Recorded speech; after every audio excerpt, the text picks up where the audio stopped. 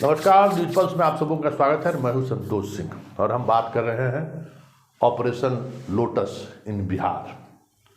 जी हां, 2024 को लेकर बिहार में ये ऑपरेशन तेज है और इस ऑपरेशन का नेतृत्व अमित शाह कर रहे हैं।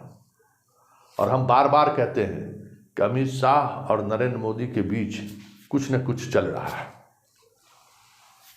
और जो चल रहा है वो दिख रहा है बिहार में, तो मुझे महसूस हो रहा है। अब आप देखिए, कई तस्वीरें आप देख रही हैं। मीना सिंह जो जदयू के सांसद रह चुकी हैं आरा से, मीना सिंह जदयू के दामन थाम रही हैं।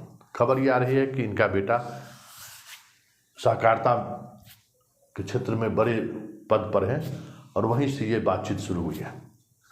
सहकारिता मंत्री कौन है भारत सरकार के, आप समझ सकते हैं। आरके सिंह के रिप्लेसमेंट के रूप में मीना सिंह को लाने की चल रही बात। आगे निकलिए, अजीत सिंह अभी हाल ही में बीजेपी में शामिल हुए हैं। कहा यह जा रहा है कि ये वैशाली से उम्मीदवार हो सकते हैं।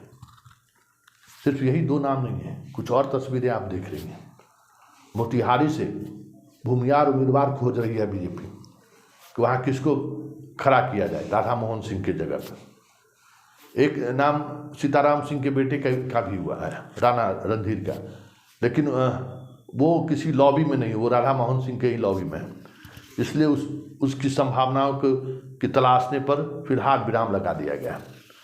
अब वहाँ से कोई भूमियार उम्मीदवार को खोजा जा रहा है। आगे बढ़िए, पूर्णिया से खबर ये आ रही है कि पूर्णिया में जो स्थिति है, उस स्थिति में एनके सिंह के भाई को फिर जो कांग्रेस के उम्मीदवार होकर पिछले बार लड़े थे चुनाव, इस बार भी बीजेपी की कोशिश है कि उनको हम लाएं। मतलब वहाँ भी बीजेपी के पास कोई अपना प्रत्याशी नहीं है, बोरो करने ही जा रहे हैं। मतलब जहाँ जहाँ अभी हमने जिसकी चर्चा की है, अजीत सिंह, मोतिहारी से जिस उम्मीदवार के चयन हो रही है, आरा से जिसकी बात हो रही है, पूर्णिया से जिसकी बात हो रही है, बांका से भी पुतल सिंह की बात हो रही है। मतलब ये सारे नाम ऐसे नाम हैं जो दूसरे पार्टी से उनको लाने की तैयारी चल रही है और उनके सहारे 2024 की बिसात बिछाने की रणनीति अमित शाह बिछा रहे हैं। वैसे नीतीश को लेकर अमित शाह जो सोचते हैं उसके ठीक विपरीत मोदी सोच रहे हैं। ये चीज़ें दिख रही हैं।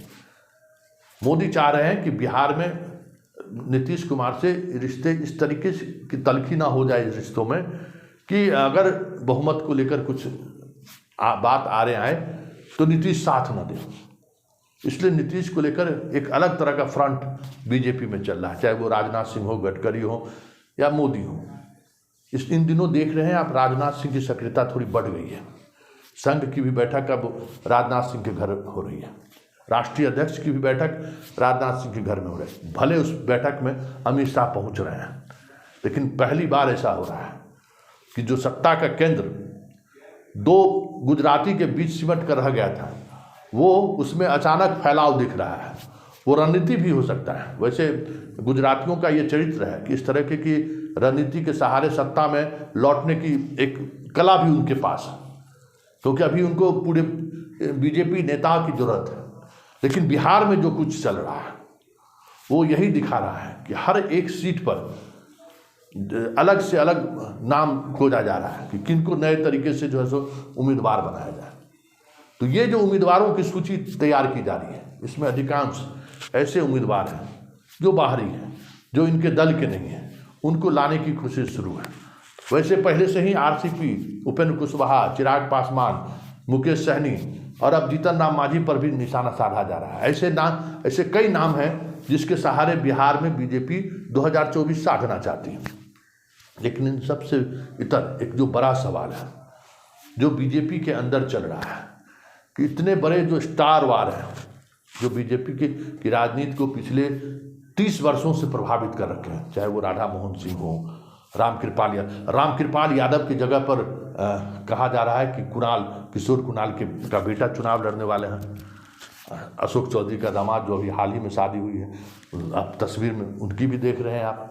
कहा जा रहा है कि पाटलिपुत्रा में रामकृपाल की जगह पर उनको टिकट दिया जाए। इसकी भी एक लॉबिंग चल रही है और ये सारे लॉबी जो अमित शाह को बिहार में रिप्रेजेंट करते हैं, नित्यानंद राय हो, संजय जायसवाल हो, सम्राट चौधरी हो, विजय सिन्हा हो, ऐसे जो सारे लोग हैं वो इन तरह के नामों का चयन कर रहे हैं और ये दिल्ली दरबार तक पहुंचा रहे हैं, अमित शाह के दरबार तक पहुंचा रहे हैं।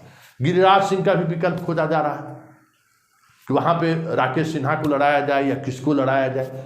तो जितने पुराने छत्रप हैं बीजेपी में, उन तमाम छत्रपों को अलग करना है राजनीति से, उनको इस बार के चुनाव से बाहर का रास्ता दिखाना है, इसकी तैयारी चल रही है। बक्सर के बारे में कहा जा रहा है कि सुधाकर सिंह भी संपर्क में आ रहे हैं।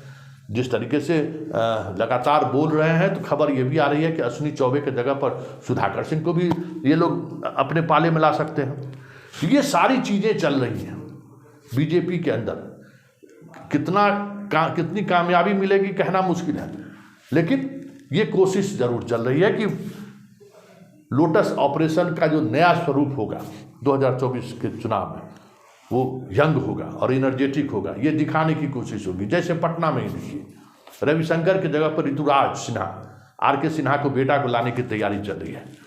इस कार्यक्रम में भी, अमित शाह के कार्यक्रम में भी पूरी तैयारी का खर्च कह रहा है कि ऋतुराज सिन्हा ने उठाया है।